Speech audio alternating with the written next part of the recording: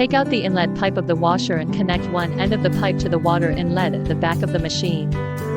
Then connect the other end to the three-way angle valve and tighten it. Then put the drain pipe into the drainage pipe. The drainage pipe should not be folded or squeezed to ensure smooth drainage of the machine. The entire inner cavity of the machine is made of stainless steel. Filter screen.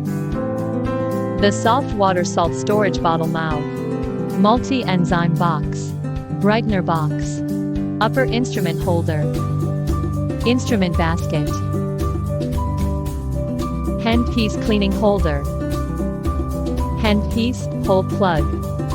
Contra-angle handpiece and straight handpiece conversion joint. There are Chinese control panels and English control panels available for this model. Take the English control panel as an example.